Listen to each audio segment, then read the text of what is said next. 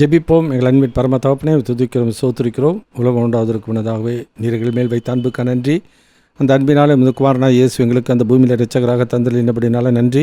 இயேசு எங்களுக்காக தேவனுக்கு சமமாக இருப்பதை கொள்ளையாடின பொருளாக எண்ணாமல் தாமே வெறுமையாக்கி அடிமை ரூபம் எடுத்து மனுஷ சாயலாக இந்த பூமியில் காணப்பட்டு மாம்சமும் இரத்தமும் உடையவராக பிறந்தபடினால நன்றி. எங்களை உதவி செய்வதற்கு அவர் தம்மை சோதிக்கப்படவும் பாடுபடவும் தம்மை கையளித்தபடினால நன்றி. கல்வாரில் எங்கள் பாவங்களை சாபல் ஏற்றுக்கொண்டு எங்களுக்கு ரத்தம் சிந்தி ஜீவனை கொடுத்தீங்க, அதற்காக நன்றி. மரணத்தை ஜெயித்து உயிர்த்தெழுந்து ஜீவனுள்ள நம்பிக்கை கொடுத்து விட்டபடினால நன்றி. அக்கிரமங்களினாலும் பாவங்களினாலும் மரித்தவர்களாயிருந்த எங்களையும் கிறிஸ்துவுடனே கூட உயிர்ப்பித்து உன்னத உட்கார செய்தபடினாலும் நன்றி அப்பா. இருளின் அதிகாரத்திலிருந்து எங்களை விடுதலையாக்கி புது அன்பின் குமார ராஜ்யத்தை உட்படுத்தினபடினால நன்றி. அந்த காலத்திலிருந்து எங்களை ஆச்சரியமான ஒளிக்கு வரவழைத்தபடினால நன்றி. இந்த பொல்லாத உலகத்திலிருந்து விடுதலை பண்ணி பரலோக ராஜ்யத்தினுடைய குடிமக்களாய் ஆட்டுக்குட்டியான ஒரு ஜீவஸில் பேர் எழுதியிருக்கிறபடினால நன்றி. எங்களை திக்கற்றோளாக விடாமல் தந்த துணையாளரான பரிசுத்த ஆவியானவருக்காக நன்றி. எழுதி கொடுத்த ஜீவுள்ள வார்த்தைகளுக்காக நன்றி, வாக்குத்தத்தங்களுக்காக நன்றி. அதன்படி உண்மையிலும் போதுமானவருமாய் இருக்கிறவரே, இந்த நாளிலும் நான் தியானிக்கிற வேத வசனங்களை எனக்கும் எங்கள் ஒவ்வொருவருக்கும் ஆசீர்வாதமாக்கி தந்தரல வேண்டும் என்று இயேசு கிறிஸ்து நாமத்தில் தாழ்மையோடு வேண்டி கேட்டுக்கொள்கிறோம் பரமபிதாவே, ஆமென்.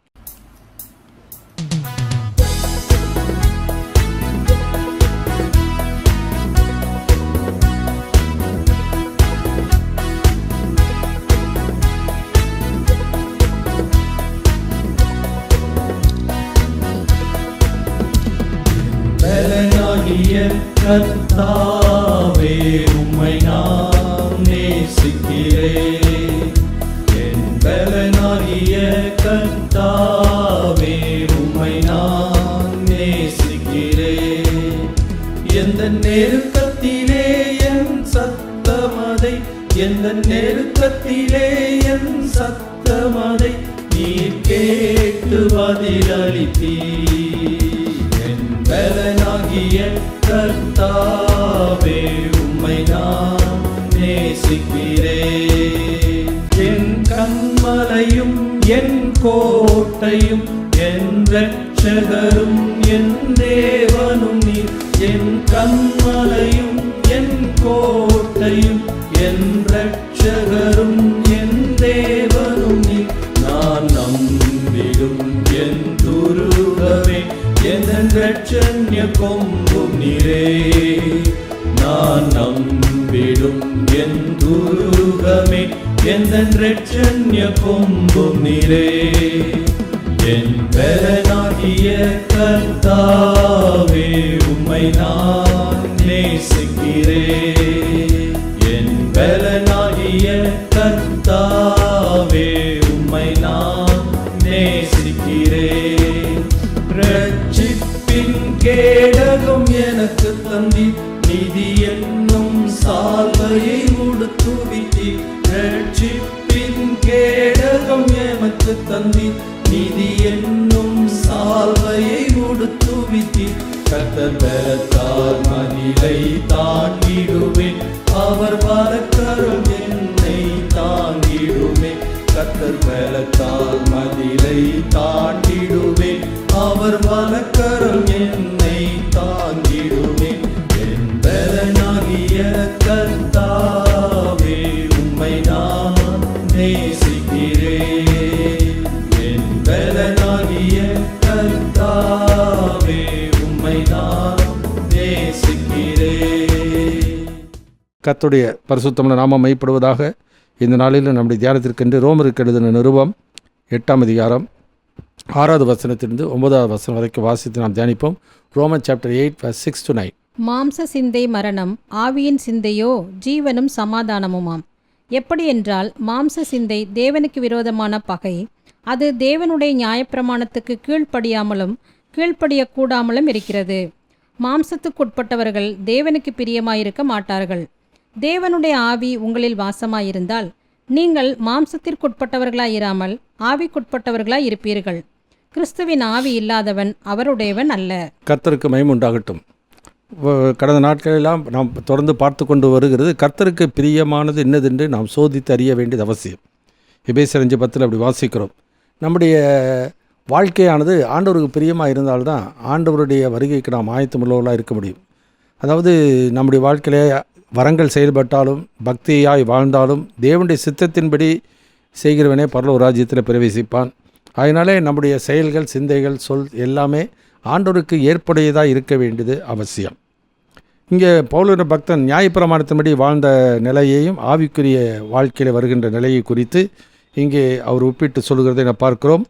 நியாயப்பிரமாணம் உண்மையிலே நல்லது தான். நியாயப்பிரமாணம் ஒரு மனிதனுடைய வாழ்க்கையில் அவனை ஒழுங்குபடுத்துகிறதா இருக்கிறது. பாவம் செய்யாதே என்கிற ஒரு நிலையிலே அவனை என்ன பண்ணுகிறது, இதுவரைக்கும் அறியாமல் இருந்த ஒரு நிலையிலே தான் செய்கிறது பாவம் என்கிற உணர்வு அவன் வாழ்க்கையில் அது கொடுக்கிறதை நான் பார்க்கிறோம். அது மாத்திரமல்ல, அவன் விரும்பினாலும் அதை செய்ய முடியாதபடிக்கு மாம்சமானது அவனை மேற்கொள்கிறது. ஆனால் இவர்கள் நம்முடைய வாழ்க்கையில் ஆவிக்குரிய பிரமாணத்தின்படி நான் வாடும் பொழுது அவைகளை மேற்கொண்டு வெற்றியுள்ள வாழ்க்கை வாழ முடியும் என்பது தான் நம்முடைய வாழ்க்கையில் நாம் கற்றுக்கொள்கிற ஒரு காரியம். அதுதான் தேவனுக்கு பிரியமாக இருக்கும். அந்த ஒரு வழியை தான் ஆண்டவர் நமக்கு கற்றுத்தருகிறார். சரி, இதில் வாசிக்கும் பொழுது 3 காரியம் வாசிக்கிறோம். அவர் மைண்டு டிசர்ன்ஸ். நம்முடைய மனதானது, ஒரு மனிதனுடைய மனதானது ஒரு காரியத்தை என்ன பண்ணுவோம், பகுத்தறியக்கூடிய ஒரு நிலையை பார்க்கிறோம். ரோமருக்கு எழுதின 2ஆம் அதிகாரம் 14, 15, 16. Roman chapter 2 verse 14 to 16. அன்றியும் நியாயப்பிரமாணம் இல்லாத புறஜாதிகள் சுவாபமாய் நியாயப்பிரமாணத்தின்படி செய்கிற போது நியாயப்பிரமாணம் இல்லாத அவர்கள் தங்களுக்கு தாங்களே நியாயப்பிரமாணமாய் இருக்கிறார்கள். அவர்களுடைய மனசாட்சியும் கூட சாட்சியிடுகிறதினாலும் குற்றம் உண்டு, குற்றமில்லை என்று அவர்களுடைய சிந்தனைகள் ஒன்றையொன்று தீர்க்கிறதினாலும் நியாயப்பிரமாணத்திற்கு ஏற்ற கிரியை தங்கள் இருதயங்களில் எழுதியிருக்கிறதென்று காண்பிக்கிறார்கள். அதனால் சிந்தையானது என்ன பண்ணுதுன்னா, குற்றமுண்டு, குற்றமில்லை என்று அவர்கள் சிந்தைகள் ஒன்றை ஒன்று தீர்மானிக்கிறது. அப்போ நம்முடைய வாழ்க்கையில் ஒரு காரியத்தை பகுத்தறிவதற்கு நம்முடைய வாழ்க்கை மனசாட்சியும் உதவி செய்கிறதா இருக்கிறது. மனசாட்சியே சட்டமாக இருக்க முடியாது. மனசாட்சி என்ன சட்டம் சொல்லுகிறதோ அந்த சட்டத்துக்கு ஏற்ப தான் ஒரு மனிதனுடைய வாழ்க்கையில் அது பகுத்தறிய முடியும். சில நாட்களிலே, சில ஊர்களிலே சில சட்டத்திட்டங்கள் இருக்கிறது. அது எல்லா ஸ்டேட்டுக்கும் ஒரே மாதிரி இருக்காது. ஒவ்வொரு ஸ்டேட்டுக்கும் ஒவ்வொரு விதமாக இருக்கும். சில மாநிலங்களிலே அது வேறுபட்டு இருக்கும். சில தேசங்களிலே வேறுபட்டு இருக்கிறது. ஆனாலும் எல்லா இடங்களிலும் ஒரே கம்பெனி கார் ஓட்டினாலும் ஒரு பக்கம் நம்ம கீப் லெஃப்ட்டுன்னு வாங்க, நம்ம ஊரில் ஃபாரினில் போனாக்கா வெஸ்டர்ன் கண்ட்ரிஸில் கீப் ரைட்டுன்னு சொல்லுவாங்க. ஆனால் எல்லாம் ஒரே கம்பெனிலேருந்து வருகிற கார்கள் தான் மேனுஃபேக்சர் பண்ணுது. அதற்கேற்ப நம்முடைய வாழ்க்கையிலே நாம் அதை பகுத்து செய்ய வேண்டியது அவசியம். ஸோ நம்முடைய சிந்தையானது, நம்முடைய மனமானது நம்முடைய வாழ்க்கையிலே அது பகுத்தறியக்கூடிய ஒரு பக்குவம் உள்ளதாய் அது இருக்கிறது. அதனால் ஒரு விசுவாசினுடைய ஒரு மனதானது எப்படி சிந்திக்கிறது என்பதை தான் பார்க்குறோம். சிந்திக்கிறது எப்படி இருக்கிறது, ரெண்டாவது அது சிந்திக்கிறது எதை எப்படி தீர்மானிக்கிறது மாத்திரமல்ல, அது எப்படி அது மனதமானது அவனை நடத்துகிறது என்பது மிகவும் முக்கியம். இப்போ முதல் காரியம் வாசிக்கும்போது மைண்டு டிசைன்ஸ் அப்படின்னு சொல்லும்போது, இன்றைக்கி தீர்மானம் பண்ணும் பொழுது எதன் அடிப்படையிலே நாம் தீர்மானம் செய்கிறோம், ஒரு காரியத்தை பகுத்தறிகிறோம். ஒரு காரியத்தை பகுத்தறிகிறதுனாக்கா அதுக்கு ஒரு அடிப்படை, ஒரு கொள்கை, கோட்பாடு என்பது நியாயப்பிரமாணத்தின் அடிப்படையில் வரும்பொழுது, கொலை செய்யாதே என்று சொல்லி பூர்வத்தில் உரைக்கப்பட்டது, நானும் உங்களுக்கு சொல்கிறேன், தன் சகோதரியை பகைக்கிறவனும் மனுஷ கொலைபாதகன் என்று சொல்கிறார். அப்போ ஒரு மனமானது ஒரு மனிதனுடைய வாழ்க்கையில் பகுத்தறியும் பொழுது அது பகைச்சாலேயே கொலை என்கிற ஒரு நிலையை, புறவினத்தாராக இருந்தாலும் அவன் மனசாட்சி நல் மனசாட்சியாக இருந்தால், இயற்கையாகவே தெய்வ பயமுள்ளவர்களாக இருந்தால், அது நியாயப்பிரமாணம் இல்லாவிட்டாலும் அவர்கள் என்ன பண்ணுவாங்க, தேவனுக்கு பிரியமாய் வாழ வேண்டுங்கிற ஒரு பக்குவம் அவர்களுக்கு இருக்கும். அது மனிதனுடைய இயல்பு. அதுதான் அந்த வசனத்தில் வாசிக்கிறோம். சுவாபத்தின்படி அந்த 14வது வசனத்தில் தான் வாசிக்கிறோம். 2:14 ரோமர் 2:14 மறுபடியும் வாசிக்க கேட்போம். அன்றியும் நியாயப்பிரமாணம் இல்லாத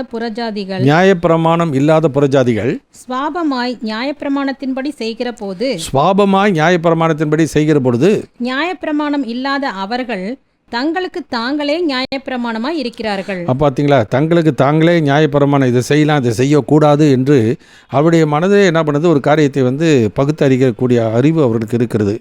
அதுதான் நம்முடைய வாழ்க்கையில் ஒரு மனிதனுடைய இயற்கையான நிலைமை. இயற்கையாக ஒரு நல்ல தேவ பக்தி உள்ளவன், அது எந்த நிலைமையில் இருந்த மனதாக இருந்தாலும் அவனுக்கு அந்த இது இருக்கும். அதனால தான் சுவாபத்தின்படி அப்படி இருக்கிறது ஆண்டவருக்கு ஏற்புடைய நிலையிலே போவதற்கு ஏதுவாக அது இருக்கிறது, அனுகூலமாக இருக்கிறது. ஆனால் அதையும் தாண்டி சில பேர் என்ன பண்ணுறாங்க, அவர் தங்களுடைய விருப்பத்துக்கு ஏற்ப தங்கள் வாழ்க்கையை விட்டு கொடுக்கிறார்கள். மற்றவரோடு ஒப்பிட்டு பார்த்து என்ன பண்ணுறாங்க, அதெல்லாம் தப்பு இல்லை என்று சொல்லி இவர்கள் தீர்மானிக்கிறார்கள், டிசைட் பண்ணுறாங்க. இப்போ சில டெசிஷன்ஸ் இன்றைக்கு எடுக்கும்போது சபைகளிலே பார்க்கும்பொழுது பார்த்திங்கனாக்கா, ஒவ்வொரு சபைகளிலும் பார்த்திங்கன்னா அவருடைய கொள்கை என்ன இருக்கிறதோ அந்த கொள்கையின் அடிப்படையில் தான் அவங்க ஒரு காரியத்தை அவர்கள் பகுத்தறிவாங்க. ஒரு சில கொள்கைகளை ஓய்வு நாளை குறித்து, சிலர் நகையை போடுகிறதை குறித்து, சிலருடைய வாழ்க்கையில் அவர்கள் ஆடைகள் உடுத்து வைக்கிறதை குறித்து, அவர்கள் என்ன சட்டம் அந்த சபைகளிலே சொல்லுகிறார்களோ அதை வைத்து தான் அவர்கள் நன்மை தீமை என்று சொல்லி என்ன பண்ணுறாங்க, பகுத்தறிகிறாங்க. ஆனால் தேவன் வந்து இயற்கையாகவே ஒரு மனிதனுக்கு இது சரி இது சரியில்லை என்பதை இயற்கையாகவே மனிதனுக்கு அதை வைத்திருக்கிறார். அவர்கள் சுவாபத்தின்படியே நியாயபரமான இல்லாத புறஜாதிகள் அதை அந்த மனதானது அவ்விதமாய் ஒரு தீர்மானம் செய்கிறதை நான் பார்க்கிறோம். அப்போ பகுத்தறிகிற அறிவு நான் ஆண்டவர் சொன்னார், மனிதனுக்கு மாத்திரம்தான் ஆன்மீக ரீதியாக பகுத்தறியக்கூடிய ஒரு அறிவை அவனுக்கு வைத்திருக்கிறார். அந்த பகுத்தறிவானது சரியான விதத்தில் நடத்தப்பட வேண்டியது அவசியம். அது தவறான விதத்தில் நடத்துகிறதையும் நாம் அவிசுவாசிகள் மத்தியிலும் பார்க்கிறோம், விசுவாசிகள் மத்தியிலும் பார்க்கிறோம். அவிசுவாசிகள் என்ன பண்ணுறது, சுவாபத்தின்படி அவர்கள் என்ன பண்ணுறாங்க, ஒரு காரியத்தை ஒருவருடைய பொருளை அபகரிக்கக்கூடாது என்பது சிலருக்கு வந்து அது தவறுன்றது. சுவாபப்படி அவன் தெய்வ பயமுள்ள ஒருவனாக இருந்தால், தெய்வம் யார் என்று தெரியாவிட்டாலும் தெய்வ பயமுள்ளவனாக இருந்தால் அது வந்து அடுத்தவன் பொருளை நம்ம வச்சுக்கக்கூடாது, எடுக்கக்கூடாது சொல்லுவாங்க. ஆனால் நியாயப்பிரமாணம் உள்ள மக்களில் கூட என்ன பண்ணுறாங்க, அதை வந்து ஏதாச்சும் ஒரு சட்டத்திட்டத்தை போட்டு அடுத்தவன பணத்தை வந்து வாங்குறது தப்பு இல்லைன்னு சொல்கிறவங்களும் இருக்கிறாங்க. ஏன்னா கடவுளுக்கு தானே வாங்குகிறோம், கர்த்தருக்கு தானே வாங்குகிறோம் என்று சொல்லி அவர்கள் என்ன பண்ணுறாங்க, அவர்கள் தீர்மானிக்கிறதை நான் பார்க்குறோம். அப்போ ஆவிக்கிற இந்த வசனத்தில் நாங்கள் வாசிக்கிறோம், நாம் மாம்சத்துக்கு உட்பட்டவர்களாக ஒரு காலத்தில் இருந்தோம், இப்பொழுது ஆவிக்கு உட்பட்டவர்களாக இருக்கிறோம். ஆனால் மாம்ச சிந்தை மரணம், ஆவிக்குரிய சிந்தையோ ஜீவனும் சமாதானமாக. அப்போ மனிதனுடைய வாழ்க்கையில் அது எங்கே கொண்டு போய் விடும் என்பது தான் அந்த வசனத்தில் நாங்கள் வாசிக்கிறோம். எப்படி என்றால், மாம்ச சிந்தை தேவனுக்கு விரோதமான பகை. அது தேவனுடைய நியாயப்பிரமாணத்துக்கு கீழ்ப்படியாமலும் கீழ்ப்படியக்கூடாமலும் இருக்கிறது. மாம்சத்துக்குட்பட்டவர்கள் தேவனுக்கு பிரியமாக இருக்க மாட்டார்கள், ஆவிக்குட்பட்டவர்கள் தான் தேவனுக்கு பிரியமாக இருக்க முடியும். அப்போ நான் என்ன பண்ணணும், அப்போ மாம்ச சிந்தையிலே நியாயப்பிரமாணம் இல்லாதவனாக இருந்தாலும் என் வாழ்க்கையில் ஆவியின் பிரமாணத்துக்கு உட்பட்டு நான் போனால் தான் தேவனுக்கு பிரியமான வாழ்க்கை வாழ முடியும். அதுதான் அங்கே வாசிக்கிறோம். ஏன்னா 7ஆம் அதிகாரத்தில் வாசிக்கும்போது 14வது வசனத்தை வாசிக்கிறோம், ரோமர் 7:14 மேலும் நமக்கு தெரிந்திருக்கிறபடி நியாயப்பிரமாணம் ஆவிக்குரியதாய் இருக்கிறது. நானோ பாவத்துக்கு கீழாக விற்கப்பட்டு மாம்சத்திற்குரியவனாய் இருக்கிறேன். எப்படியெனில் நான் செய்கிறது எனக்கே சம்மதியில்லை. நான் விரும்புகிறதை செய்யாமல் நான் வெறுக்கிறதையே செய்கிறேன். இப்படி நான் விரும்பாததை செய்கிறவனாய் இருக்க நியாயப்பிரமாணம் நல்லதென்று ஒத்துக்கொள்கிறேனே. ஆதலால் நான் அல்ல, எனக்குள் வாசமாயிருக்கிற பாவமே அப்படி செய்கிறது. அது எப்படியெனில் என்னிடத்தில், அதாவது என் மாம்சத்தில் நன்மை வாசமாயிருக்கிறதில்லை என்று நான் அறிந்திருக்கிறேன். நன்மை செய்ய வேண்டும் என்கிற விருப்பம், நன்மை செய்ய வேண்டும் என்ற விருப்பம் என்னில் இருக்கிறது, நன்மை செய்வதோ என்னிடத்தில் இல்லை. அப்போ என்ன பண்ணுறாங்க, தெரியுது சிந்தையில் இது தப்புன்றது தெரியுது. ஆனால் அதை தீர்மானிக்கக்கூடிய ஆற்றல், அது தீர்மானித்து அதன்படி நடக்கக்கூடிய நிலைமை ஒரு மனிதனுடைய வாழ்க்கையிலே ஒருபோதும் நியாயப்பிரமாணத்தினாலேயோ சுய பலத்தினாலேயோ ஒருபோதும் முடியவே முடியாது. அதுதான் இந்த வசனங்களில் நாம் பார்க்கிறோம். அப்போ தேவனுடைய ஆவியினாலே நாம் நடத்தப்பட்டால் தான் தேவனுக்கு பிரியமான ஒரு வாழ்க்கையை நாம் வாழ முடியும். அதனால் 2ஆம் காரியம் வாசிக்கும் போது, இப்போ சீஷர்களாக இருந்தாலும் சரி, கிறிஸ்தவர்களாக இருந்தாலும் சரி, இப்போ பேதுரு குறித்து நாம் பார்க்கிறோம். பேதுரு ஆண்டவராலே தெரிந்து கொள்ளப்பட்டவர், அப்போஸ்தலர் 12 அப்போஸ்தலர் ஒருவர். அவருக்கு அதிகாரத்தை கொடுத்தா, குஷ்டரோகிகளை சுத்தமாக்க, பிசாசுகளை துரத்த, அவர் வியாதிகளை சுகமாக்க, இதெல்லாம் ஆண்டவர் அவர்களுக்கு அதிகாரம் கொடுத்தார். அதிகாரம் கொடுத்திருந்தாலும் அவருடைய வாழ்க்கையிலே அவர் தேவனுக்கு ஏற்ற சிந்தை அவருடைய வாழ்க்கையில் எப்போது இருக்குன்றது அர்த்தம் இல்லை. இப்போ மத்தேயு 16ஆம் அதிகாரத்தை வாசிக்கும் பொழுது இப்படி பார்க்க, மத்தேயு 16:16 வாசிக்கலாம். Matthew chapter 16:16 onwards. சீமோன் பேதுரு பிரதியுத்தரமாக, நீர் ஜீவனுள்ள தேவனுடைய குமாரனாகிய கிறிஸ்து என்றான். இயேசு அவனை நோக்கி, யோனாவின் குமாரனாகிய சீமோனே, நீ பாக்கியவான்.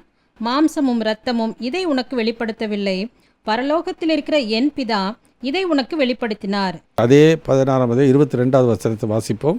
அப்பொழுது பேதுரு அவரை தனியே அழைத்து கொண்டு போய், ஆண்டவரே, இது உமக்கு நேரிடக்கூடாதே, இது உமக்கு சம்பவிப்பதில்லை என்று அவரை கடிந்து கொள்ள தொடங்கினான். அவரோ திரும்பி பேதுருவை பார்த்து, எனக்கு பின்னாக போ சாத்தானே, நீ எனக்கு இடரலாயிருக்கிறாய். தேவனுக்கு ஏற்றவைகளை சிந்தியாமல் மனுஷருக்கு ஏற்றவைகளை சிந்திக்கிறாய் என்றார். ஒரே சமயத்தில் தான், ஒரே நபர் தான், ஆண்டவரால் தெரிந்து கொள்ளப்பட்டவர், வரங்களை பெற்றவர் தான். ஆனாலும் அவருடைய வாழ்க்கையிலே அவர் சிந்திக்கிற சிந்தனையானது எப்படி இருக்கிறது என்பதை தான் நான் பார்க்க வேண்டியது அவசியம். அவர்கள் ஆவிக்குரியவர்கள் தான். ஆனால் சிந்தையானது தேவனுடைய சத்தியத்துக்கு விரோதமாக இருக்கும் பொழுது, அது தேவனுக்கு ஏற்ற சிந்தையாக இராவிட்டால் அது அவனுடைய வாழ்க்கையிலே மாம்ச சிந்தையாக மாறிவிடும், முடிந்துவிடும். அதனால தான் மாம்ச சிந்தை மரணத்தில் கொண்டு போய் விடும், ஆவிக்குரிய சிந்தையோ ஜீவனும் சமாதானமுமா. அப்போ அந்த பகுத்தறிகிறது கூட நம்முடைய வாழ்க்கையிலே எப்படி, எதை வைத்து நாம் பகுத்தறிகிறோம் என்பது முக்கியம். தேவனுக்கு ஏற்றவைகளா அல்லது மனிதனுக்கு ஏற்றவைகளா? இப்போ இதே விதமாக நாம் பார்க்கும் பொழுது, தேவனை அறியாத ஒரு கொர்நேலியு, அப்போஸ்தலர் புத்தகத்தில் 10ஆம் அதிகாரத்தில் ஒரு மனிதனை குறித்து நாம் பார்க்கிறோம்.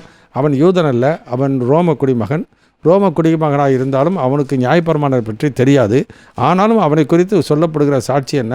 அப்போஸ்தலர் நடபடியின் புஸ்தகம் 10ஆம் அதிகாரத்தில் வாசிப்போம். இத்தாலியா பட்டாளம் என்னப்பட்ட பட்டாளத்திலே 100க்கு அதிபதியாகிய கொர்நேலியு என்னும் பெயர் கொண்ட ஒரு மனுஷன் செசாரியா பட்டணத்திலே இருந்தான். அவன் தேவபக்தி உள்ளவனும் தன் வீட்டார் அனைவரோடும் தேவனுக்கு பயந்தவனுமாயிருந்து ஜனங்களுக்கு மிகுந்த தர்மங்களை செய்து எப்பொழுதும் தேவனை நோக்கி ஜெபம் பண்ணி கொண்டிருந்தான். பகலில் ஏறக்குறைய 9ஆம் மணி நேரத்திலே தேவனுடைய தூதன் தன்னிடத்தில் வரவும் கொர்நேலியுவே என்று அழைக்கவும் பிரத்யட்சமாய் தரிசனம் கண்டு அவனை உற்று பார்த்து பயந்து, ஆண்டவரே, என்ன என்றான். அப்பொழுது அவன், உன் ஜெபங்களும் உன் தர்மங்களும் தேவனுக்கு நினைப்பூட்டுதலாக அவர் சந்நிதியில் வந்து எட்டியிருக்கிறது. இங்கே வாசிக்கிறோம், ரட்சிக்கப்படாதவர் தான், யூதனும் கிடையாது, நியாயப்பிரமாணமும் கிடையாது, இத்தாலிய பட்டணத்தில் 100க்கு அதிபதி. ஆனாலும் அவன் தேவனுக்கு பயந்திருந்தான் என்று சொல்லி பார்க்கிறோம். தேவனுக்கு பயந்திருந்தபடினாலே அவனால் என்ன பண்ண முடியுது? இதுக்கு கடவுளுக்கு பிடிக்கும், தேவனுக்கு பிடிக்கும், தேவனுக்கு பிடிக்காது, எது தேவனை பிரியப்படுத்தும் என்று சொல்லி தேவனுக்கு பயந்த ஒரு மனிதனுடைய வாழ்க்கையில் உண்டாகிற ஒரு தீர்மானம், பகுத்தறிகிற ஒரு அறிவு மாத்திரமல்ல, அவன் தீர்மானத்தை அதற்கேற்ப அவன் நடக்க இருக்கிறது. ஆனாலும் அவன் ரட்சிக்கப்படலை. ஆனால் பேதுரு பின்னாடி சொல்லுகும் போது என்ன சொல்கிறார்? தூதன் சார், நீ ரட்சிப்புக்கேதுவான வார்த்தைகளை அந்த பேதுரு சொல்லுவான் என்று சொல்லி தனக்கு சொன்னதாக அங்கே அவர் சாட்சி கொடுக்கிறதை நாம் பார்க்கிறோம். அதே 11ஆம் அதிகாரத்தில் நாம் பார்க்கின்றோம். அப்போ அவன் யூதனாக இருந்தாலும் கிரேக்கனாக இருந்தாலும் புறவினத்தானாக இருந்தாலும் தேவனுக்கு பயந்து ஒரு மனிதன் இருக்கிறார் என்றால் அவனால் என்ன பண்ண முடியும்? எது சரி ரைட்டுன்னு ஓரளவுக்கு தீர்மானிக்க முடியும், பகுத்தறிய முடியும். ஆனால் பகுத்தறிய முடிஞ்சாலும் எதை டிசைட் பண்ணுறது எது? அந்த டெசிஷன் எடுக்கும்போது எதையின் அடிப்படையிலே தீர்மானம் பண்ணுகிறோம்? நியாயப்பிரமாணத்தின் அடிப்படையிலேயா அல்லது அவர்களுடைய சபையின் கொள்கையின் அடிப்படையிலேயா? இப்போ தேவன் சிந்திக்கிறது தேவனுக்கு கேட்டதாக இருந்தால் தேவனுடைய ஆவியானுடைய உதவி இருக்கும். தேவனுக்கு ஏற்றவரை சிந்தியாமல் மனுஷனுக்கு ஏற்றவரை சிந்தித்தால் பிசாசனுடைய வஞ்சக எண்ணங்கள் தான் வரும்.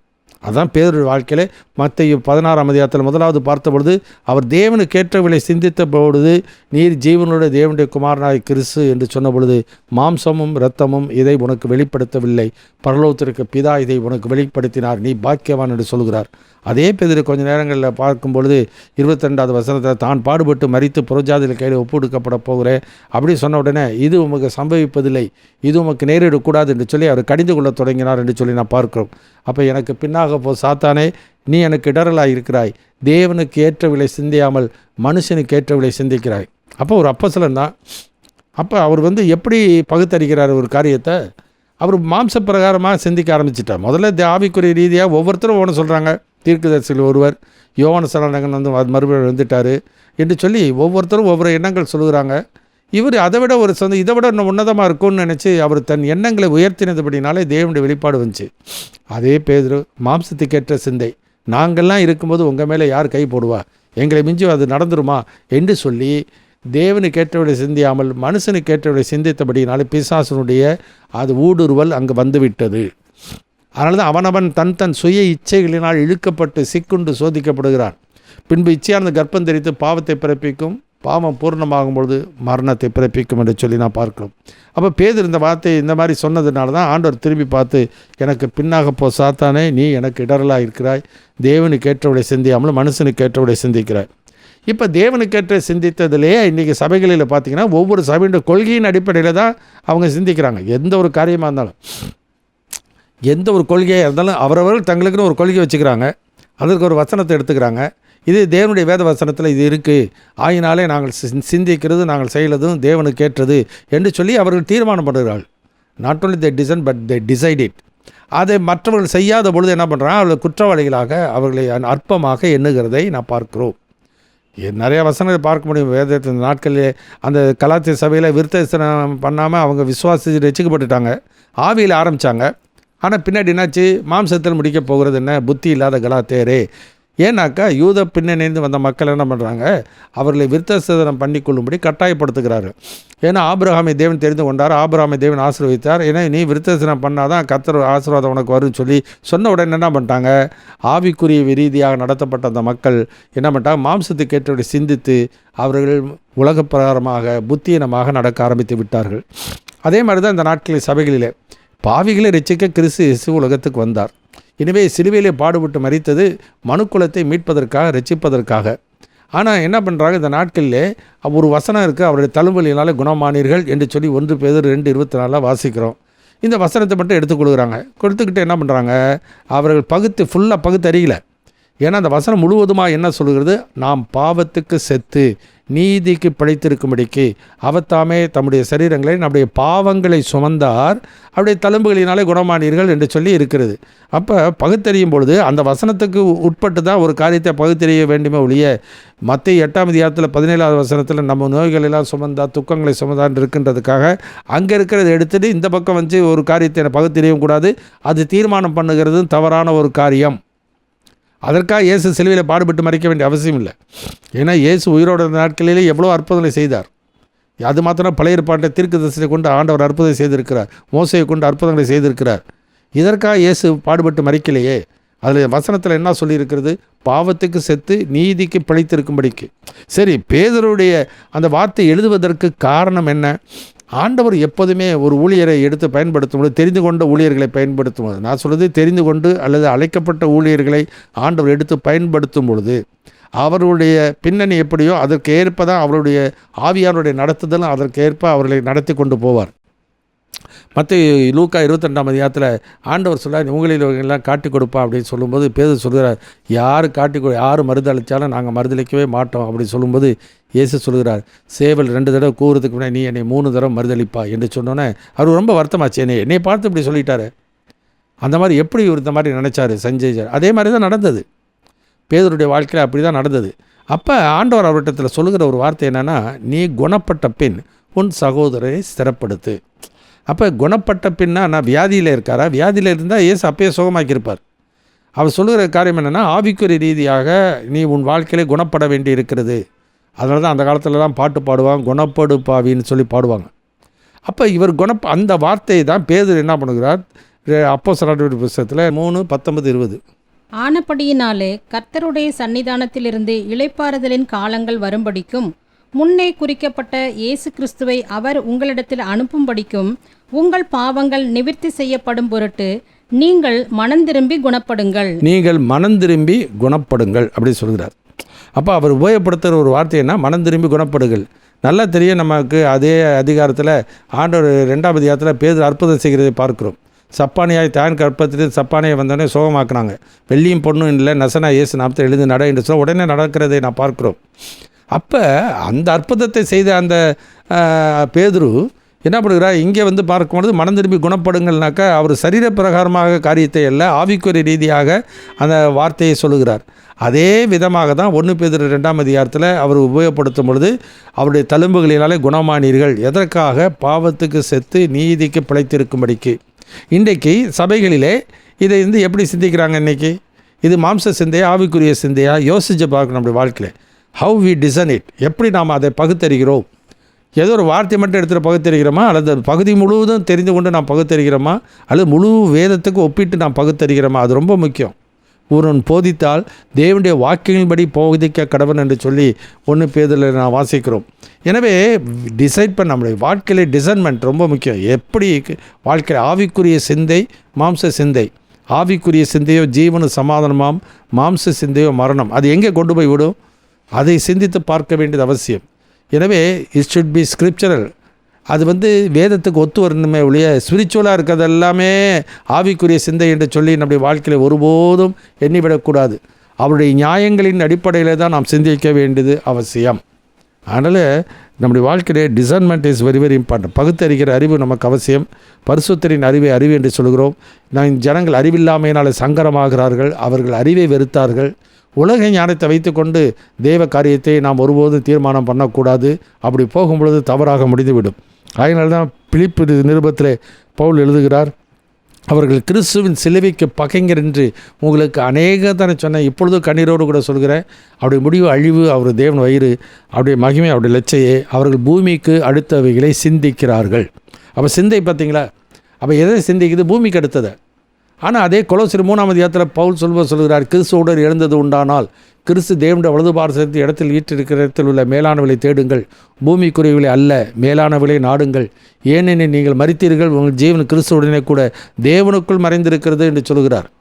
அதனால் இயேசுனுடைய பாடு மரணம் என்பது மனுக்குலத்தினுடைய பாவத்தின் அடிமைத்தனத்தை விடுதலையாக்கும், இருளின் அதிகாரத்திலிருந்து விடுதலையாக்கவும், நம்முடைய வாழ்க்கையிலே நித்திய மீட்பை நம்ம கொடுப்பதற்காக தான் இயேசு கல்வாரிலே பாடுபட்டு மரித்தார் ஒழிய வியாதியை சுகமாக்குவதற்காக அல்ல, இம்மைக்காக அல்ல, சரீர நன்மைக்காக அல்ல.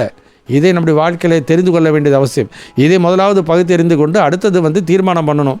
தீர்மானம் பண்ணும்பொழுது எப்படி தீர்மானம் பண்ணுறோம்? அவர் என்னை கொன்று போட்டாலும் அவர் மேல் நம்பிக்கையாக இருப்பேன் என்று சொல்லி யோபு சொல்கிறதை நான் பார்க்கிறோம். பவுலுடைய வாழ்க்கையிலே சரீரத்தில் ஒரு முள் கொடுக்கப்பட்டது. அந்த முள் எடுத்து விடுவேன், நீ 3 முறை நான் ஜெபித்தேன். ஆண்டவர் சொன்னார், கிருபை போதும், உன் பலவீனத்தில் என் பலன் பூர்ணமாக விளங்கும் என்று சொன்னால் உடனே அவர் என்ன பண்ணுகிறார்? சிந்தை மாறிவிட்டது. என் பலவீனங்களை குறித்து நான் மிகவும் சந்தோஷமாய் மேன்மையாக பாராட்டுகிறேன் என்று சொல்கிறார். அப்போ பார்த்தீங்களா, ஒரு காரியத்தில் முதல்ல ஒரு சிந்தை ஆண்டவர் சொன்ன உடனே அவருடைய சிந்தையானது மாறிவிட்டது. தேவனுக்கு ஏற்ற சிந்தை.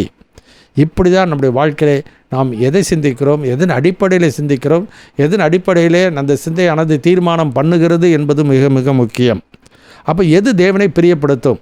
நாம் சிந்திக்கிறதுனால தேவன் பிரியப்படுத்த முடியுமா? ஒரு வசனம் ஆண்டவராய கர்த்தர் தம்முடைய சீசலை பார்த்து சொல்கிறார், நீங்கள் என் நாமத்தினால் நீங்கள் ஒன்றும் கேட்கல, நீங்கள் நாமத்தினால் எது கேட்பீர்களோ அது குமாரனிலே பிதா மகிமைப்படும்படி அதை செய்வார்னு சொன்ன உடனே அதை எடுத்துக்கிட்டு இன்றைக்கி பிரசங்கம் பண்ணுறாங்க. அது என்ன சிந்தை? அது முழுவதுமாக ஒரு வசனத்தை எடுத்து தீர்மானம் பண்ணக்கூடாது.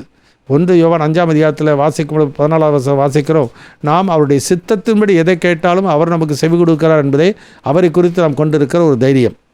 ஆனால் அதே யாக்கோப்பு 4ஆம் அதிகாரம் 3-4 வசனத்தை இப்படி வாசிக்கிறோம். James chapter 4 verses 3 and 4. நீங்கள் விண்ணப்பம் பண்ணியும் உங்கள் இச்சைகளை நிறைவேற்றும்படி செலவழிக்க வேண்டுமென்று தகாத விதமாய் விண்ணப்பம் பண்ணுகிறபடியினால் பெற்றுக்கொள்ளாமல் இருக்கிறீர்கள். விபச்சாரரே, விபச்சாரிகளே, உலக சிநேகம் தேவனுக்கு விரோதமான பகை என்று அறியீர்களா? ஆகையால் உலகத்துக்கு சிநேகிதனாய் இருக்க விரும்புகிறவன் தேவனுக்கு பகைஞனாகிறான். கர்த்தருக்கு சோத்திரம். இந்த வசனத்தில் வாசிக்கும் பொழுது விபச்சாரரே, விபச்சாரிகளே என்று சொல்லும் பொழுது ஆவிக்குரிய கண்ணோட்டத்தோடு கூட சொல்கிறார். ஏன் விபச்சாரிகள்னு சொல்கிறாருனாக்கா, ஒரு பாவி ஆண்டவராக இயேசுவை இரட்சகராக ஏற்றுக்கொள்ளும் பொழுது அந்த மணவாளனோடு கூட என்ன பண்ணுகிறார்? கற்புள்ள கன்னிகையாக மன ஒப்பந்தத்திலே நியமிக்கப்படுகிறார். 2 கொரிந்தியர் 11 பவுல் சொல்லும் பொழுது, நான் உங்களை கற்புள்ள கன்னிகையாக கிறிஸ்து ஒரே புருஷனுக்கு ஒப்பு கொடுக்க நியமிக்கப்பட்டபடியால் உங்களுக்காக தெய்வ வைராக்கியம் கொண்டிருக்கிறேன்னு சொல்கிறார். அப்போ மன ஒப்பந்தத்திலே அவன் நியமிக்கப்பட்டவன், அவன் இயேசுவை மணவாளனாக ஏற்றுக்கொள்ளப்பட்டவன் ஒரு விசுவாசி. அப்படிப்பட்டவன் இயேசு பிரியமில்லாத இந்த உலகத்துக்கு, நான் உலகத்தான் அல்லாதது போல அவர்கள் உலகத்தான் அல்ல என்று சொல்லியிருக்கிறார். அப்படி இருக்கும்போது உலக சிநேகமானது தேவனுக்கு விரோதமான பகை என்று சொல்லி அங்கு வேதத்திலே நான் வாசிக்கிறோம். அப்போ இவங்க என்ன பண்ணுறாங்க? தேவனுக்கு ஏற்றதை சிந்திக்காமல் தங்கள் மனதுக்கு விருப்பமானதை சிந்திக்கிறார்கள். இதையும் இன்றைக்கி பிரசங்கம் பண்ணுகிறவர்களும் இருக்கிறார்கள். அது எந்த அளவுக்கு போயிடுச்சுன்னா, சிலுவையின் பாடு மரணமே நம்முடைய உலக காரியத்திற்காக என்று சொல்லி அந்த சிலுவையை மட்டுப்படுத்துகிறார்கள். ஆண்டவருக்கு விரோதமாய் அழிவுக்கு நேராக நடத்தப்படுகிறதை நான் பார்க்கிறோம். ஏன்னா அவங்க சிந்தை அப்படி இருக்கிறது. தேவனுக்கு பிரியமானதா அல்லது ஆண்டவருக்கு வேதத்துக்கு ஒத்து வருமா என்பதையும் சிந்தித்து பார்க்க வேண்டியது அவசியம். ஆவிக்குரிய சிந்தையாக இருந்தாலும் தேவனுக்கு ஏற்ற சிந்தை நமக்குள்ளே இருக்க வேண்டியது அவசியம். அதனால தான் இந்த கடைசி நாட்களிலே பலவிதமான அந்நிய போதனைகளினாலே அலைப்புண்டு தெரியாதிருங்கள், போஜன பதார்த்தங்களினால் அல்ல, கிருபையினால் இருதயம் சிறப்படுகிறது நல்லது. அதனால் இந்த உலகத்தில் நாம் வாழ்கிற வரைக்கும் நம்முடைய வாழ்க்கை பூமிக்குரிய வாழ்க்கை, ஜென்ம சரீரம், நம்முடைய வாழ்க்கையிலே மன்னானுடைய சாயலை நாம் அணிந்திருக்கிறோம், அழிவுக்கு எதுவான சரீரம். எனவே இந்த ஜென்ம சரீரம், அழிவுக்கு எதுவான சரீரம் ஒரு நாளிலே என்ன பண்ண பலவீனப்பட்டு அழிந்து போயிடும். அப்போ ஆனால் ஒரு நாளிலே மகிமையான ஒரு சரீரத்தை ஆண்டவர் நமக்கு தரப்போகிறார். எனவே அந்த ஒரு எண்ணம், அந்த சிந்தை நமக்குள்ளே இருக்க வேண்டியது அவசியம். இப்படி தான் பூர்வத்தில் வந்த பரிசுத்தவான்களெல்லாம் அவர் தூரத்தில் கண்டு நம்பி அணைத்து கொண்டு இந்த பூமியிலே தங்களை அந்நியர்களும் பரதேசிகளும் சொல்லி அறிக்கைட்டு விசுவாசத்தோடு மரித்தார்கள் என்று சொல்லி நாம் பார்க்கிறோம். ஏன்னா விசுவாசம் என்பது நம்பப்பட்ட உறுதியும் காணப்படாத நித்தியம். அந்த நித்தியத்தின் மேலே தான் அவர்கள் நம்பிக்கை வைத்தார்கள். மேலானதை தான் நாடினார்கள், மேலானதை தேடினார்கள். அவர் டிசன்மெண்ட் அப்படி இருந்துச்சு, அவர் பகுத்தறிகிற அறிவு இருந்துச்சு, அவருடைய டிசிஷன், அவர் தீர்மானமும் அப்படி இருந்துச்சு. அந்த தீர்மானம் அப்படி இருந்ததுனால தான் ஆண்டவருடைய நடத்துதல் இருந்தது. So they were directed by the Holy Spirit. ரோமர் 8ஆம் அதிகாரம் 12, 13, 14 வசனம் இப்படி வாசிக்கிறோம். Roman chapter 8 verses 12, 13 and 14. ஆகையால் சகோதரரே, மாம்சத்தின்படி பிழைப்பதற்கு நாம் மாம்சத்துக்கு கடனாளிகள் அல்ல. மாம்சத்தின்படி பிழைத்தால் சாவீர்கள், ஆவியினாலே சரீரத்தின் செய்கைகளை அழித்தால் பிழைப்பீர்கள். மேலும் எவர்கள் தேவனுடைய ஆவியினாலே நடத்தப்படுகிறார்களோ அவர்கள் தேவனுடைய புத்திரராய் இருக்கிறார்கள். அந்தப்படி திரும்பவும் பயப்படுகிறதற்கு நீங்கள் அடிமைத்தனத்தின் ஆவியை பெறாமல் அப்பா பிதாவே என்று கூப்பிட பண்ணுகிற புத்திர சுவிகாரத்தின் ஆவியை பெற்றீர்கள். கர்த்தருக்கு மகிமை உண்டாகட்டும். எனவே தேவனுடைய ஆவி உங்களில் வாசமாயிருந்தால் நீங்கள் மாம்சத்துக்குட்பட்டவர்களாயிராமல் ஆவிக்குட்பட்டவர்களாக இருப்பீர்கள். கிறிஸ்துவனுடைய ஆவி இல்லாதவன் அவருடையவன் அல்ல. அப்போ கிறிஸ்துவனுடைய ஆவி இருக்குது. அப்படி இருந்தாலும் நம்ம நடத்தப்படுகிறது எதனாலே? மாம்சத்துக்கு ஏற்ற தீர்மானம் பண்ணுகிறோமா, அல்லது ஆவிக்கு ஏற்றபடி, அது சத்தியத்துக்கு ஏற்றபடி நாம் நடத்தப்படுகிறோமா? சங்கீதம் 32:8 வாசிக்கிறோம், நான் உனக்கு போதித்து நடக்க வேண்டிய வழியை காட்டுவேன், உண்மையிலே கண்ணை வைத்து உனக்கு ஆலோசனை சொல்லுவேன் என்று சொல்கிறார். அது மாத்திரமல்ல, தேவன் ஒருவனை பரிசுத்த ஆவியினால் அபிஷேகம் பண்ணியிருக்கிறார். அந்த 1 யோவான் 2:20 வாசிக்கிறோம், நீங்கள் பரிசுத்தராலே அபிஷேகம் பெற்று சகலவற்றையும் அறிந்திருக்கிறீர்கள், நீங்கள் சத்தியத்தை அறியாததினால் அல்ல, சத்தியத்தினாலே ஒரு பொய்யும் உண்டாயிராது என்பதனால் இதை உங்களுக்கு எழுதுகிறேன் என்று சொல்லிட்டு 27வது வசனத்தை வாசிக்கிறோம். நீங்கள் அவராலே பெற்ற அபிஷேகம் உங்களில் நிலைத்திருக்கிறது, ஒருவனும் உங்களுக்கு போதிக்க வேண்டியதில்லை. அந்த அபிஷேகமே சகலவற்றை குறித்து உங்களுக்கு போதிக்கிறது. அது சத்தியமாக இருக்கிறது, அது பொய்யல்ல, அது போதித்தபடியே அவரிலே நிலைத்திருங்கள். எதுக்காக அபிஷேகம்? பழைய யார் கர்த்தர் ஒருவனை தெரிந்து கொண்டால் ஒரு காரியத்துக்கு ஏற்படுத்தும் ஒரு காரியத்துக்கு ஒரு வேலைக்காக, ஒரு பொறுப்புக்காக ஒருத்தரை என்ன பண்ணுறாங்க? அபிஷேகிக்கிறாங்க. ராஜாவாக இருப்பதற்கு அபிஷேகிக்கிறாங்க, தீர்க்கதரிசியாக இருப்பதற்கு அபிஷேகிக்கிறாங்க, ஆசாரியன் இருப்பதற்கு அபிஷேகிக்கிறாங்க. இன்றைக்கி நம்ம ஆண்டவர் அபிஷேகத்தை நோக்கம் என்ன? பரிசுத்த ஆவி உங்களை தொடரும்போது பலனடைந்து எருசலேம் யூதேயாவிலும் சமாரியரும் பூமியின் கடைசி வரைந்து எனக்கு சாட்சிகளாக இருப்பதற்கு தான் அபிஷேகம் பண்ணி வச்சிருக்கிறார். ஆனால் இவங்க அந்த சிந்தையே இன்றைக்கி இல்லாமல், வேதத்துக்கு ஏற்ற சிந்தை இல்லாமல் தங்கள் விருப்பத்துக்கு ஏற்ற சிந்தித்து தேவனுடைய சித்தத்தை செய்யாமல் போய்விடுகிறார்கள். எவ்வளோ ஒரு தவறான ஒரு காரியம்! மாம்ச சிந்தை மரணத்தில் போய்விடும். எதுக்கெடுத்தாலும் அந்நிய பாஷையில் ஜெபிச்சாக்கா வியாதி போயிடும், அந்நிய பாஷையில் ஜெபிச்சா பிசாசு ஓடும், அந்நிய பாஷையில் எடுத்தால் நம்ம ஜெப விண்ணப்பங்கள் கேட்கப்படும். இனிமேல் சர்வரோக நிவாரணி மாதிரி அதை இன்றைக்கி வைத்து கொண்டு என்ன பண்ணுறாங்க? அவர்கள் ஜெபிக்கிற ஜெபமானது பிசாசுக்கு தெரியாது. பிசாசுக்கு தெரிஞ்சால் என்ன? பிசாசு தான் உலகத்தை அதிபதி. அந்த ஆண்டவர் நமக்குள்ளே தானே வாசமாக இருக்கிறார். எனவே நாம் ஏறெடுக்கிற ஜெபத்தை ஆண்டவர் என்ன கேட்க முடியாமல் பிசாசு போய் தடுத்துருவானா? இதெல்லாம் யோசிக்கிறது இல்லை. மாம்ச சிந்தை மரணத்தில் கொண்டு போய் விடும். நாம் ஜெபிப்பதற்கு முன்னதாகவே எனக்கு இன்னது தேவை என்று என் பரமபிதா அறிந்திருக்கிறார் என்று மத்திய 6:8 வாசிக்கிறோம். எனவே உள்ளிந்திரங்களை ஆராய்ந்து அறிகிற கர்த்தர், என் நினைவுகளை தூரத்திலிருந்து அறிகிற தெய்வம் என்று சொல்லிலாம் வேதத்தில் இருக்குது. அப்படி இருக்கும் பொழுது இந்த மாதிரி ஒரு போதனைகளை என்ன பண்ணுறாங்க சொல்லி, இனிமேல் நீ அப்படி ஜெபிக்காத, இப்படி ஜெபிச்சினாக்கா நிச்சயமாக உனக்கு நடக்கும் என்று சொல்லி பொய்யான காரியத்தை, வேதத்துக்கு ஒத்து வராத காரியம், ஆவிக்குரிய காரியம்தான் ஆனால் வேதத்துக்கு ஒத்து வராத காரியம். அதனால் இதெல்லாம் மாம்ச சிந்தை. மரணம் 2 தவறு செய்கிறாங்க. ஒன்று, எது சரியானதோ அதை தெரிந்து கொள்கிறது இல்லை, எது தவறானதோ அதை நம்பி அவர்கள் மோசம் போகிறார்கள். இதுதான் இன்றைக்கு நடக்கிற காரியமாக இருக்கிறது. எனவே இது தேவனுக்கு ஒருபோதும் பிரியமானதல்ல. அவருக்கு சித்தமான, நாம் வேதத்தில் பவுல் ஜெபிக்கும்போது ஜெபிக்கிறார், அவருக்கு சித்தத்தை அறிகிற அறிவினாலே நாம் நிரப்பப்பட வேண்டுமா? நமக்கு என்ன சித்தம், தேவன் நம்மை குறித்து என்ன சித்தம் வைத்திருக்கிறாரோ அந்த சித்தத்தை அறிகிற அறிவினாலே நாம் நிரப்பப்பட வேண்டும் என்று சொல்லி வேதம் கூறும் பொழுது அதை நாம் அறிந்து கொள்ள வேண்டும். ஒரு கணவன் எப்படி இருக்கணும், மனைவி எப்படி இருக்கணும், ஊழியன் எப்படி இருக்கணும், பிள்ளைகள் எப்படி இருக்கணும், பெற்றார்கள் எப்படி இருக்கணும், நன்மை செய்கிறது, பிரசங்கம் நன்மை செய்கிறதுல எப்படி இருக்கணும், இதெல்லாம் ஆண்டவர் எழுதி வைத்து விட்டார். எனவே இயேசுவே புஸ்தக சுருளில் என்னை குறித்து எழுதியிருக்க, இதோ வருகிறேன் என்று எழுதியிருக்கிறார். அப்படியே ஒவ்வொருவரும் விசுவாசியும் எப்படி இருக்க வேண்டும் என்று ஆண்டவர் எழுதி வைத்து விட்டார். அதற்கேற்பதான் நாம் சிந்திக்கணும் ஒழிய, நாம் சிந்திக்கிறதெல்லாம் ஆவிக்குரிய சிந்தை என்று சொல்லி நான் போவோமானால் அது கடைசியிலே மரணத்திலே கொண்டு போய் விட்டுவிடும். ஆண்டவருக்கு பார்வையிலே ஏற்புடையதாய் பிரியமானதாய் இருக்காது. அதனால தான் இயேசு சொல்கிறார், நான் என் பிதாவுக்கு பிரியமானவைகளை செய்கிறபடியால் அவர் என்னை தனியே இருக்க விடுகிறதில்லை. எனவே இன்றைக்கு நம்முடைய வாழ்க்கையிலே அதை சிந்தித்துக் கொள்ள வேண்டிய. கடைசியாக வாசிக்கும் போது டிரெக்ட்ஸ் 8ஆம் அதிகாரம் 10 வாசிக்கிறோம். அது எங்கே கொண்டு போய் விடும்? மாம்ச சிந்தையை மரணத்தில் கொண்டு போய் விடும், ஆவிக்குரிய சிந்தையை ஜீவனும் சமானத்தில் கொண்டு போய் விடும். இன்றைக்கு இந்த உலகத்தில் இந்த சமானத்தை அனுபவிக்க முடியாமல் வாழ்கிற கிறிஸ்தவர்கள் எவ்வளோ பேர்? யோவான் 14:27 வாசிக்கிறோம், சமானத்தை நான் உங்களுக்கு வைத்து போகிறேன், என்னுடைய சமானத்தை நான் உங்களுக்கு கொடுக்கிறேன், உலகம் கொடுக்கிற பிரகாரமாக நான் உங்களுக்கு கொடுக்கறதில்லை, உங்கள் இருதயம் கலங்காமலும் பயப்படாமலும் இருப்பதாக என்று சொல்கிறார்.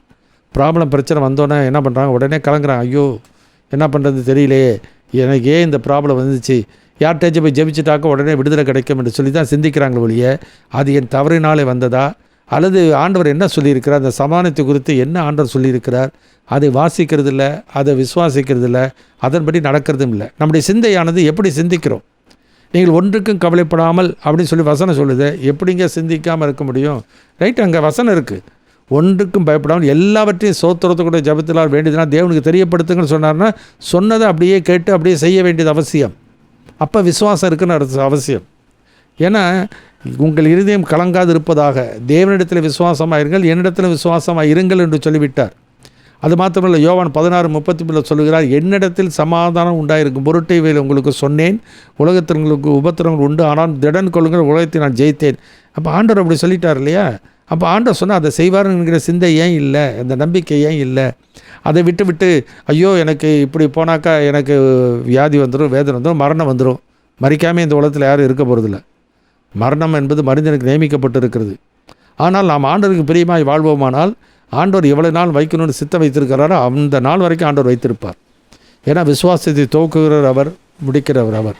பவுலோரின் பக்தன் தன் வாழ்க்கையை ஆண்டவருக்கு ஒப்பு கொடுத்து ஜீவித்தபடியினாலே அவர் சொல்கிறார், எனக்கு வந்த மரணத்தில் வாசிக்கிற 2 கொரிந்தியர் புத்தகம் 1 அதிகாரம் 10வது வசனத்தை வாசிக்கிறார். 2 Corinthians chapter 1 verse 10 onwards.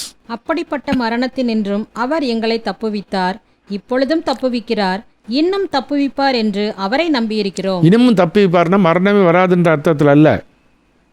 அவர் எவ்வளவு நாள் நம்மை நடத்தி கொண்டு போய் எனக்கு தீர்மானம் பண்ணியிருக்கிறாரோ அது வரைக்கும் என்னை நடத்துவார். அதனால தான் ரோமர் 8:28 பவுல் சொல்லுகிறார், அன்றியும் அவருடைய தீர்மானத்தின்படி அழைக்கப்பட்டவர்களாய் தேவனிடத்தில் அன்பு கூறலுக்கு சகலமும் நன்மைக்கு எதுவாய் நடக்கிறது என்று அறிந்திருக்கிறோம்.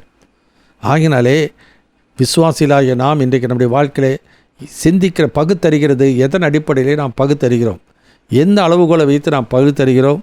அடுத்தது ஒரு சபையினுடைய கொள்கையின் அடிப்படையிலையா, அல்லது அவருடைய மனசாட்சியின் அடிப்படையிலையா, அல்லது உலகத்தாருடைய ஞானத்தின் அடிப்படையிலையா? லௌகீக ஞானத்தினாலும் மாயமான தந்திரத்தினாலும் ஒருவனுங்களை கொள்ளை கொண்டு போகாதபடிக்கு எச்சரிக்கையாக இருங்கள். அது மனுஷனுடைய பாரம்பரிய நியாயத்தையும் உலக வழிபாடுகளையும் பற்றினது இல்லாமல் கிறிஸ்துவை பற்றினது அல்ல. கிறிஸ்து என்ன சொல்கிறாரோ அதன்படி தான் நம்ம இருக்கணுமே ஒழிய, ஆவியானவர் என்ன சொல்கிறாரோ அதன்படி தான் நான் சிந்திக்கணுமே ஒழிய, அதன்படி தான் நாம் தீர்மானம் பண்ணணும், அதன்படி தான் நாம் நடக்க வேண்டியது அவசியம். எனவே அதற்கான பரிசுத்த ஆவியானவர் அபிஷேகித்து நம்மை நடத்துகிறார். அதை அறிந்து கொள்வதற்கான அறிவும் அந்த ஆவியினால் தான் நம்ம கொடுக்குறார். 1 Corinthians 2 அதிகாரத்தில் வாசிக்கும் போது தேவனுடைய ஆவியினாலே அன்றி ஒருவனும் தேவனுக்குள்ளேயே அறியான் என்று சொல்கிறார். அப்போ தேவனுக்குரிய அறிந்து கொள்வது தேவனுடைய ஆவியும் கொடுத்து இன்றைக்கி பரிசுத்த ஆவியை நமக்குள்ளே வாசமும் பண்ணி அபிஷேகித்து எல்லாம் செஞ்சு நாம் உலகத்துக்கு ஏற்ற சிந்தையை அல்லது ஒரு சாமனத்துக்கு ஏற்ற சிந்தையை வைத்து கொண்டு நான் போவோமானால் அது தேவனுக்கு பிரியமாக இருக்காது. பரிசேயர்கள் இப்போ அவருடைய கொள்கைக்கு ஏற்ப வாழ்ந்தார்கள், சதுசேயர்கள் அவருடைய கொள்கைக்கு ஏற்ப வாழ்ந்தார்கள், ஏரோது கொள்கையை பின்பற்றின அவருக்கு பிரியமாக வாழ்ந்தார்கள். ஆனால் இவர்கள் யாரும் ஆண்டவருக்கு பிரியமான வாழ்க்கை வாழவில்லை. ஒரே கோவில் தான், ஒரே ஆபிரகாமுடைய சந்ததி தான், எல்லாம் திருவிழா கொண்டாடினாங்க தான். கடைசியில் இயேசுவை சிலுவையில் ஆணையிட்டு கொண்டு விட்டாலும் புறக்கணித்தார்கள். இதுதான் அந்த கடைசி நாட்களிலே நடக்கப் போகிறது. விசுவாச துரோகம் முந்தி நேரிடும். அதனால் விசுவாச துரோகம் முந்தி நேரிடுவதற்கு முன்னதாய் நம்முடைய வாழ்க்கையிலே நாம் பகுத்தறிகிற அறிவு சரியானதாக இருக்கணும். ஆவிக்கேற்ற சிந்தை மாம்சத்துக்குரிய சிந்தை. ஆவிக்கேற்ற சிந்தையாக இருந்தாலும் அது தேவனுக்கேற்ற சிந்தையாக இருக்க வேண்டியது அவசியம். தேவனுக்கேற்ற சிந்தையாக இருந்தாலும் அதை தீர்மானம் பண்ணி அதற்கு நாம் அர்ப்பணித்து போக வேண்டியது அவசியம்.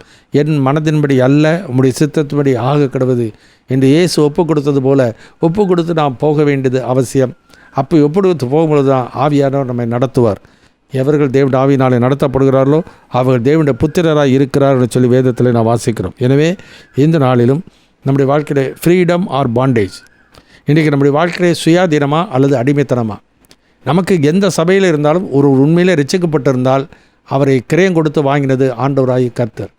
1 பேதுரு புத்தகத்திலே 18-19 வாசிக்கிற, உங்கள் முன்னோர்களால் நீங்கள் பாரம்பரியமாக அனுசரித்து வந்த வீணான நடக்கை நின்று அழிவுள்ள வஸ்துக்களாகிய வெள்ளியினாலும் பொன்னினாலும் மீட்கப்படாமல் குற்றமில்லாத மாசற்ற ஆட்டுக்குட்டியாகிய கிறிஸ்துவின் விலையேறப்பெற்ற இரத்தத்தினால் மீட்கப்பட்டீர்கள் என்று அறிந்திருக்கிறீர்களே. அந்த அறிவு இருக்கணும். இதை கிரயம் கொடுத்து வாங்கினது ஆண்டவர். நான் ஆண்டவருக்கு தான் சொந்தம். அதான் 1 Corinthians வாசிக்கிறோம், தேவனுக்கு உடையவைகளாகிய உங்கள் சரீரத்தினாலும் ஆவியினாலும் தேவனை மகிமைப்படுத்துங்கன்னு சொல்கிறார். 1 Corinthians 7:23 வாசிக்கிறோம், நீங்கள் கிரயத்திற்கு கொல்லப்பட்டீர்களே, மனிதனுக்கு அடிமைகள் ஆகாதிருங்கள் என்று சொல்லி வேதத்தில் வாசிக்கிறோம். ஆனால் இன்றைக்கு என்ன பண்ணுறாங்க? ரட்சிக்கப்பட்டவங்க தான், பகுத்தறிகிற அறிவு இல்லை. அதனாலே ஒரு மனிதனுடைய கற்பனைகளுக்கு அவர்கள் உட்பட்டு அடிமைகளாக இன்றைக்கு வாழ்ந்து கொண்டிருக்கிறதை இன்றைக்கு கண்கூடாக சபைகளிலே நாம் பார்க்கிறோம். அவர்கள் என்ன பண்ணுவாங்க? அந்த ஊழியர் என்ன பண்ணுவார்? அவருக்கு மூத்த ஊழியர் என்ன விரும்புகிறாரோ அதை செய்யணும்னு பார்ப்பார். அவங்க ஸ்தாபனத்தினுடைய கொள்கை எதுவோ அதை தான் போதிக்கணும் அவங்க பார்ப்பாங்க. அந்த ஸ்தாபனத்தின் கொள்கை என்னவோ அதை அந்த மக்கள் கேட்டுட்டு வந்துட்டு, ஏன்னா அதனால் பயன் நமக்கு உலக பிரகாரமாக பயன் உண்டு. கல்லறையும் கல்யாணமும் நடக்கும். இதே தான் இயேசு வாழ்ந்த நாட்களிலும் அந்த தாயின் கர்ப்பத்திலேருந்து அவன் குருடனாய் பிறந்த அந்த மனிதனை ஆண்டவர் சுகப்படுத்தின பொழுது அது பெற்றாருக்கு தெரியும், அவன் சின்ன வயசு குருடனாக இருந்தால் சுகப்படுத்தினான்னு. ஆனால் யூதருக்கு பயந்ததினாலே, இப்போ ஜெபாலயத்துக்கு புறம்பாக்கப்படாதபடிக்கு அவங்க பயந்து என்ன பண்ணாங்க? அவர் அறிக்கை செய்யாமல் இருந்தாங்க. ஆண் கண்ணு திறக்கப்பட்டன்னு அப்படி சொல்லி தைரியமாக சொல்லுகிறான். இயேசு எனக்கு ஒருத்தர் இருந்தாருங்க, அவர் தாங்க என்னை சுகமாக்கினார், அவர் யாரும் தெரியாது அப்படி சொல்லு. ஆனால் ஆண்டவர் அவனை வந்து சந்திக்கிறார். அப்படி அவனை தன்னை வெளிப்படுத்துகிறதை நான் பார்க்கிறோம்.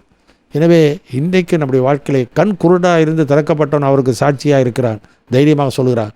கண் திறந்து இருக்கிற பெற்றார்கள் மனிதனுக்கு பயந்து கொண்டு என்ன பண்ணுறாங்க, அவரை ஏற்றுக்கொள்ள அறிக்கையிட பயப்படுகிறார். இந்த கடைசி நாட்களிலே இப்படிப்பட்ட கொடிதான காலங்கள் வரப்போகிறது. இந்த கொடிதான காலங்களிலே நாம் தேவனுக்கு ஏற்றவர்களை சிந்திக்கிறோமா, மனிதனுக்கு ஏற்றவர்களை சிந்திப்போமா? ஏன்னா சமாதானம் உள்ள ஒரு வாழ்க்கை இருந்தால் தான் அந்த மாதிரி சிந்தித்து தீர்மானம் பண்ண முடியும். நீ காலாட்களை ஓடும்போதே உன்னை இடற பண்ணுவார்களானால் குதிரைகளோடு ஓடும்போது என்ன செய்வாய்? இப்போ இன்றைக்கு சமாதானம் உள்ள தேசத்திலே நீ அடைக்கலம் தேடுவாய், ஆனால் யோர்தான் பிரவாகித்து வரும்போது என்ன செய்வாய்? ஏன்னா மார்க் 13:19 வாசிக்கிறோம், உலகம் உண்டானது முதல் இதுவரைக்கும் சம்பவித்திராததும் இனிமேலும் சம்பவியாததுமான உபத்திரம் அந்த நாட்களில் உண்டாயிருக்குமே. அந்த நாட்களிலே நம்முடைய வாழ்க்கையிலே எதை சிந்திப்போம், எதை நம்முடைய வாழ்க்கையை தீர்மானம் பண்ணுவோம், தீர்மானத்தை எதன்படி நாம் நடக்கப் போகிறோம். எனவே இந்த கடைசி நாட்களில் வாழ்ந்து கொண்டு இருக்கிறோம். கர்த்தருக்கு பிரியமானது என்னதென்று நாம் சோதித்து அறிவோம். அந்த சோதித்து அறிகிறது மாத்திரமல்ல, அந்த அறிவின் அடிப்படையிலே நாம் தீர்மானம் பண்ணுவோம். அதற்கேற்ப ஆவியார் நம்மை நடத்துவார்.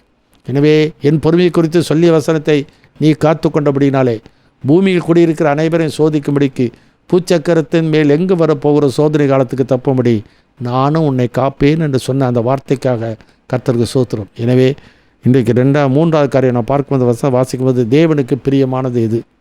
தேவனுடைய சித்தத்தின்படி, தேவனுடைய சத்தியத்தின்படி யார் தேவனுடைய ஆவியினாலே நடத்தப்படுகிறார்களோ அவர்கள்தான் தேவனுக்கு பிரியமானதாக இருக்க முடியும். இதுதான் இயேசு செய்தார். அது இயேசு, நான் இவருடைய நேசகுமாரன், இவரில் நான் பிரியமாக இருக்கிறேன், இவருக்கு செவி கொடுங்கள் என்று சொன்னார். எனவே இன்றைக்கு நம்முடைய வாழ்க்கையிலே நாம் தேவனுக்கு பிரியமாக இருக்கிறோமா, உலகத்துக்கு பிரியமாக இருக்கிறோமா, மனிதனுக்கு பிரியமாக இருக்கிறோமா? உலக சிநேகம் தேவனுக்கு விரோதமான பகை. நாம் உலகத்தார் அல்ல, நாம் பரலோகத்துக்குரியவர்கள். எனவே அந்த சிந்தை எப்போது இருக்கணும்? அவருக்கு சித்தமானதை எப்போது நான் தேடணும், அந்த சித்தத்துக்கு ஒப்பு கொடுத்து வாழ வேண்டியது அவசியம். ஜெபிப்போம். எங்கள் அன்பின் பரம தகப்பனே, துதிக்கிறோம் அப்பா, சோத்திரிக்கிறோம். நாளிலும் நான் தியானித்த வேத பகுதிகளுக்கு நன்றி செலுத்துகிற ஐயா. இந்த உலகத்திலே நாங்கள் வாழ்கிற வரைக்கும் நன்மை தீமை இன்னதென்று பகுத்தெறியக்கூடிய அறிவை எங்களுக்கு கொடுத்திருக்கிறீர், அதற்கு நன்றி. நன்மை தீமை என்று பகுத்தறிந்தாலும் ஆண்டவரே, எது எங்கள் ஆன்மீக வாழ்க்கைக்கு நன்மையாக இருக்கும், நித்தியத்தில் எது நமக்கு பிரயோஜனமாக இருக்கும் என்பதை தீர்மானிக்கக்கூடிய திராணியை நீர் எங்களுக்கு தந்திருக்கிறீர். உமது ஆவியினாலே தந்திருக்கிறீர், உமது அபிஷேகத்தினால் தந்திருக்கிறீர், உமது வார்த்தையினால் எங்களை தருகிறீர். அதை நாங்கள் ஆண்டவரே சீர்தூக்கி பார்த்து அந்த வசனத்தின்படி நாங்கள் வாழ உதவி செய்யுங்க. பவுல் சொல்லுகிறது போல, நான் உங்களுக்கு பிரசங்கித்த பிரகாரமாய் நீங்கள் அதை கை கொள்வீர்களானால் அதனால் ரட்சிக்கப்படுவீர்கள், மற்றபடி உங்கள் விசுவாசம் விருதா என்று சொன்னபடியே நாங்கள் ஆண்டவரே விருதா வாழ்க்கை வாழாமல் கர்த்தருக்கு விருப்பமான வாழ்க்கை வாழ உதவி செய்யுங்க. விட்டு விலகாத இதயத்தை எங்களுக்கு தாங்க. இயேசுவின் நாமத்தில் வேண்டுகிறோம் பரமபிதாவே, ஆமென். என் ஆத்துமாவே கர்த்தரை ஸ்தோத்திரி, என் முழு உள்ளமே அவருடைய பரிசுத்த நாமத்தை ஸ்தோத்திரி. என் ஆத்துமாவே கர்த்தரை ஸ்தோத்திரி, அவர் செய்த சகல உபகாரங்களை மறவாதே, ஆமென்.